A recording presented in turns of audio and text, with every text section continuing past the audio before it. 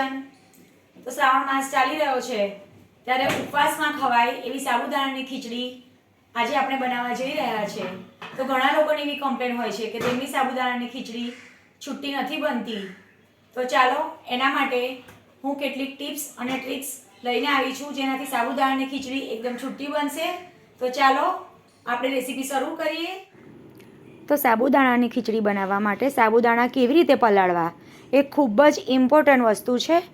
તો એના માટે મેં અહીં મેઝરિંગ કપથી 1 કપ સાબુદાણા લઈ લીધા છે। આ જ માપ તમે કોઈ વાડકીથી અથવા તો બીજા કોઈ કપથી પણ લઈ શકો છો। તો અહીં 1 કપ લીધા આપણે પહેલાં, ત્યારબાદ બીજા 1 કપ સાબુદાણા એટલે ટોટલ અહીં 2 કપ સાબુદાણા લઈ લીધા છે। તમે વાડકીથી અથવા તો બીજા કોઈ કપથી પણ માપ લઈ શકો છો। હવે આપણે એને 2 થી 3 પાણીએ ધોઈ લીધા છે। ત્યારબાદ જે કપથી આપણે સાબુદાણાનું માપ લીધું હોય એ જ કપથી 1 કપ ભરીને પાણી આપણે ઉમેરી દેવાનું છે। તો 2 કપ સાબુદાણામાં 1 કપ પાણી આપણે લઈ લીધું છે। હવે આપણે એને તમે જોઈ શકો છો કે આટલું પાણી રાખવાનું હોય છે, એમાં વધારે પાણી નથી લેવાનું। હવે આપણે એને 3 કલાક માટે ઢાંકી લઈશું અને સાઈડ પર મૂકી દઈશું। તો 3 કલાક થઈ ગયા છે। હવે તમે જોઈ શકો છો કે સાબુદાણા ફૂલી ગયા છે અને સરસ પલળી ગયા છે। તમે જોઈ શકો છો કે એકદમ ઇઝીલી સાબુદાણા દબાઈ જાય છે, મતલબ કે એ કમ્પ્લીટ પલળી ગયા છે અને એક દાણો એનો છૂટો છે। તો આવી રીતે એને એક સ્પૂનથી ઉપર નીચે કરી લઈશું। બિલકુલ પાણી નથી રહ્યું આ સાબુદાણામાં અને એ સરસ પલળી પણ ગયા છે। તો હવે આપણે ખીચડી બનાવવા માટે એક પેન લઈ લઈશું। આ પેનમાં 2 થી 3 ચમચી જેટલું તેલ લઈ લઈશું। હવે થોડું તેલ ગરમ થાય એટલે અહીં મેં 3 બટાકા લઈ લીધા છે। એને ધોઈ અને છાલ ઉતારીને આવી રીતે ઝીણા કાપી લીધા છે।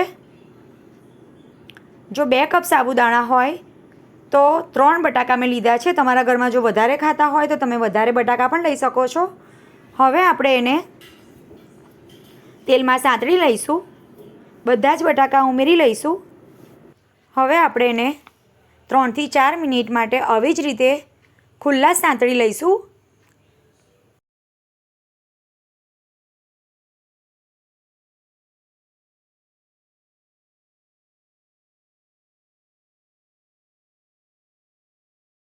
હવે આપણે એમાં બટાકાના ભાગનું જ મીઠું ઉમેરી લઈશું।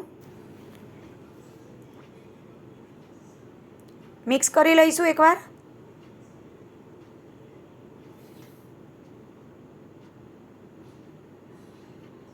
આ જ રીતે એને 2 થી 3 મિનિટ સુધી સાંતળી લેવાના છે।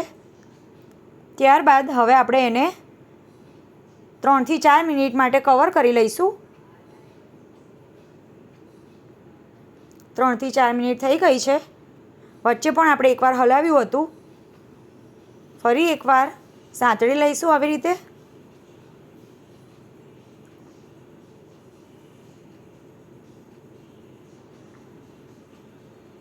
હજુ બીજી 3 થી 4 મિનિટ માટે આપણે આવી જ રીતે ખુલ્લા થવા દઈશું એને।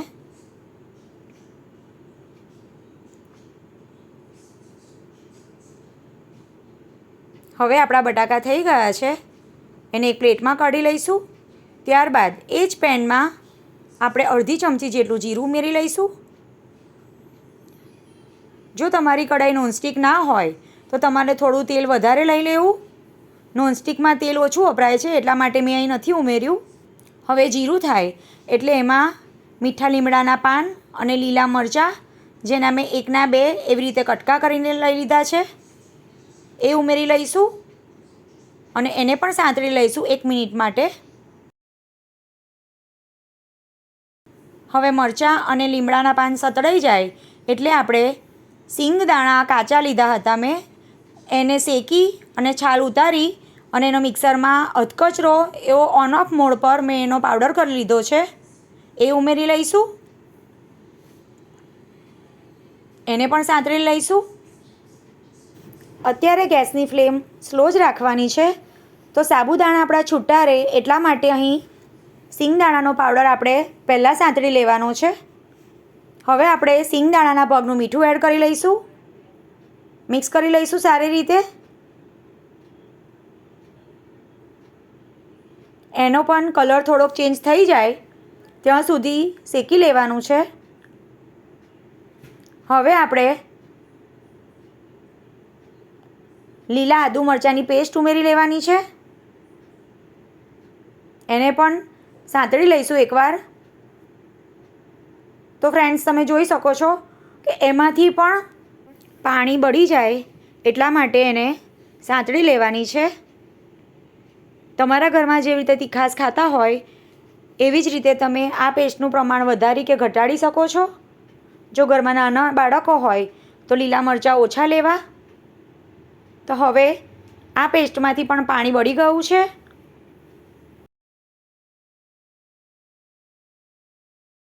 હવે આપણે જે પલાળેલા સાબુદાણા હતા એ ઉમેરી લેવાના છે. કેટલા સરસ છૂટા સાબુદાણા છે. તમે જોઈ શકો છો કે એકે એક દાણો છૂટો છે. હવે આપણે એને મિક્સ કરી લઈશું. 10 મિનિટ સુધી ઢાંકીને રવા દેવાનું છે. અત્યારે સાબુદાણાનો કલર એકદમ વ્હાઈટ છે, તમે જોઈ શકો છો. જેમ જેમ એ કૂક થતા જશે એમ એનો કલર પણ ચેન્જ થતો જશે. તો સ્લો ફ્લેમ પર જ આપણે એને કવર કરીને ચડવા દઈશું.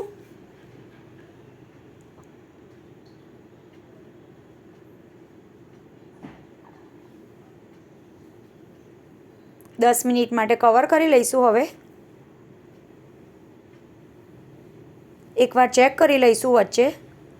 5 મિનિટ થઈ ગયા બાદ એને એકવાર ચેક કરી લેવું અને હલાવી લઈશું.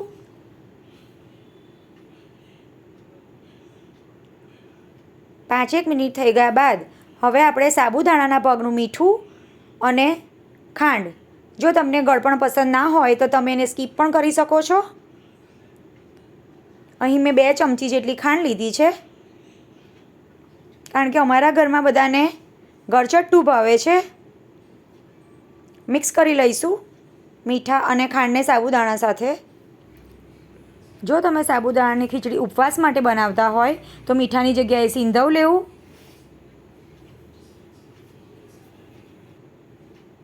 બધું સારી રીતે મિક્સ થઈ ગયા બાદ ફરી પાછું આપણે એને 5 મિનિટ માટે કવર કરી લેવાનું છે.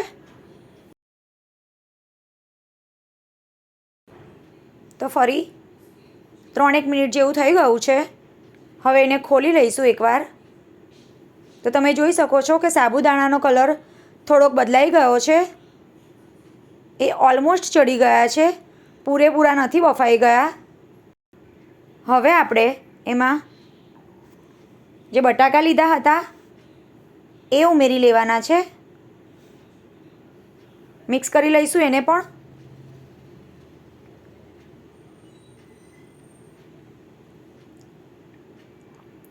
તમે જોઈ શકો છો કે સાબુદાણા એકદમ છૂટા અને ઓલમોસ્ટ ચડી ગયા છે.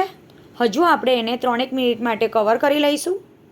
એટલે ટોટલ અહીં 10 મિનિટ જેટલો સમય લાગે છે અને ચડવામાં. તો 3 મિનિટ થઈ ગઈ છે. ફરી એકવાર એને ઉપર નીચે કરી લઈશું. હવે આ ટાઈમે આપણે એમાં શેકેલા જીરાનો પાવડર ઉમેરી લઈશું, અડધી ચમચી જેટલો. ત્યારબાદ મરી પાવડર ઉમેરી લઈશું 5 ચમચી જેટલો. જો તમે તીખું ઓછું ખાતા હોય તો મરી પાવડર પણ સ્કીપ કરી શકો છો, પણ આ પાવડરથી ખીચડી ટેસ્ટી બને છે. હવે બંનેને મિક્સ કરી લીધા અને જે પ્રમાણમાં તમે ગળપણ લીધું હોય એના પ્રમાણમાં લીંબુનો રસ ઉમેરી લેવો.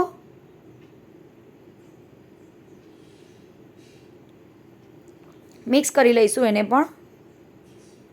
અહીં મેં અડધા લીંબુ જેટલો જ રસ ઉમેર્યો છે. હવે આપણે લીલા ધાણા ઉમેરી લઈશું. તો તમે જોઈ શકો છો કે એકદમ છૂટી એવી સાબુદાણાની ખીચડી આપણી રેડી થઈ ગઈ છે. તો જો તમને મારી આ રેસીપી ગમી હોય તો મારા વિડીયોને લાઈક કરજો, તમારા ગ્રુપમાં શેર કરજો અને મારી ચેનલને સબસ્ક્રાઈબ કરવાનું ભૂલશો નહીં. બાજુમાં આપેલું બેલ આઇકોન ટચ કરજો, જેથી કરીને તમને મારા આવાવાળા વિડીયોના નોટિફિકેશન મળી રહે. તો ફ્રેન્ડ્સ, ફરી મળીશું એક આવી જ નવી રેસીપી સાથે. બાય.